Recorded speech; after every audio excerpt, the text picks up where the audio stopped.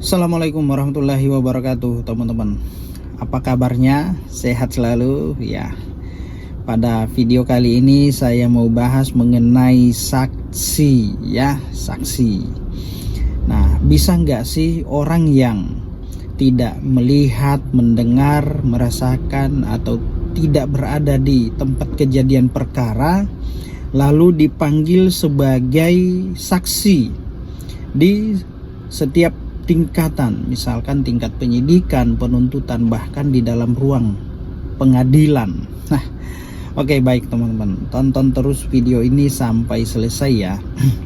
Nah, jadi mengenai saksi ini ya, saksi itu merupakan alat bukti yang sah teman-teman, sebagaimana disebutkan di dalam KUHP ya, Kitab Undang-Undang Hukum Acara Pidana pasal 184 ya. Ada keterangan saksi, keterangan ahli, bukti surat, petunjuk, dan keterangan terdakwa. Kesemuanya ini merupakan alat bukti yang sah. Nah, tapi perlu diketahui teman-teman ya, bahwa keterangan saksi ini merupakan alat bukti yang sah ya apabila saksinya sudah disumpah, misalkan di dalam ruang pengadilan. Nah, sebelum dia memberikan keterangannya, maka terlebih dahulu diambil sumpahnya, disumpah. Nah, kalau tidak disumpah ya itu tidak bisa, atau keterangannya itu tidak mempunyai kekuatan pembuktian, maka terlebih dahulu harus disumpah. Nah, selanjutnya teman-teman ya, saksi itu adalah orang yang melihat, mendengar, merasakan atau berada di ruang atau di tempat kejadian perkara secara langsung. Dia melihat peristiwa tersebut ya. Dia diminta untuk memberikan keterangannya di hadapan penyidik, penuntut, maupun di dalam ruang pengadilan untuk membuat terang suatu peristiwa. Nah, itu kira-kira esensi dari saksi ya. Nah, lalu kemudian pihak yang dipanggil misalkan dalam ruang pengadilan atau di penyidikan bisa nggak, padahal dia tidak melihat secara langsung, tidak berada di TKP, dia hanya mendengarkan dari pihak-pihak lain, apa bisa keterangannya dapat dijadikan sebagai bukti? Nah, teman-teman, dalam istilah hukum pidana ada dikenal dengan istilah testimoni de auditu ya, keterangan seseorang yang didengarkan dari pihak lain, tidak didengarkan, tidak dilihat, atau tidak berada di TKP secara langsung, tapi dia hanya mendengar dari pihak lain. Bisa nggak dijadikan itu sebagai bukti ya, sebagaimana diatur dalam pasal 184. Nah, keterangan ini teman-teman ya, nah ini tergantung hakim ya, apakah dia menjadikannya sebagai bukti atau petunjuk ya, tergantung keyakinan daripada hakim. Nah, yang pada intinya, apakah keterangan-keterangan tersebut ada korelasinya dengan peristiwa yang terjadi atau tidak. Nah, contoh misalkan, saya kasih contoh ya teman-teman ya, mengenai kesaksian dari orang yang tidak berada di TKP secara langsung ya, atau testimoni di auditu. Ada peristiwa pembunuhan terjadi pada pukul 1 tepat ya, pukul 1.00 siang ya, jam 1 siang.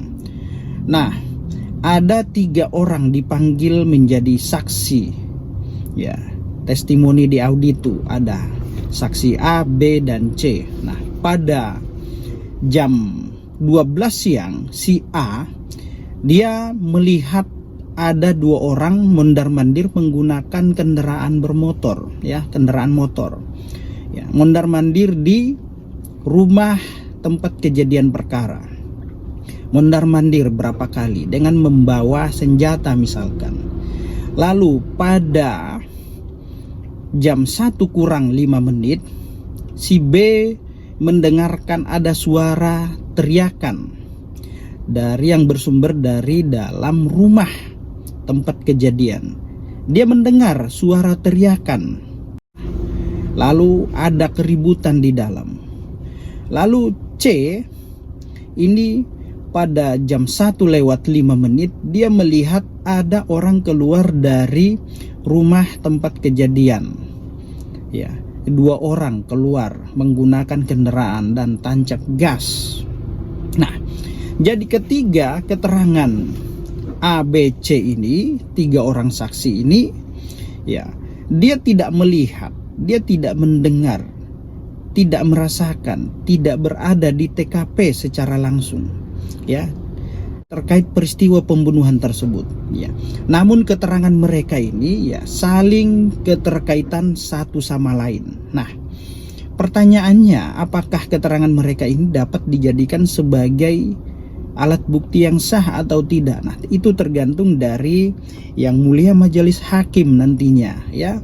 Apakah keterangan mereka ini dapat dijadikan sebagai petunjuk untuk membuat terang suatu peristiwa, ya, sehingga orang-orang yang diduga melakukan pembunuhan tersebut itu dapat dijerat atau tidak, ya.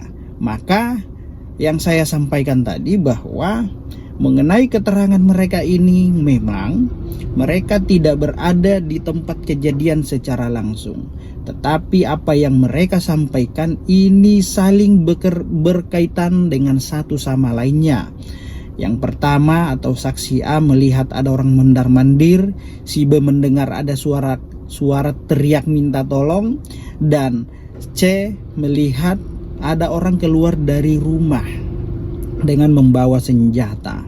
Nah, dengan peristiwa misalkan kasus pembunuhan tadi terjadi pada pukul 1 siang, nah, ini saling keterkaitan keterangannya, ya.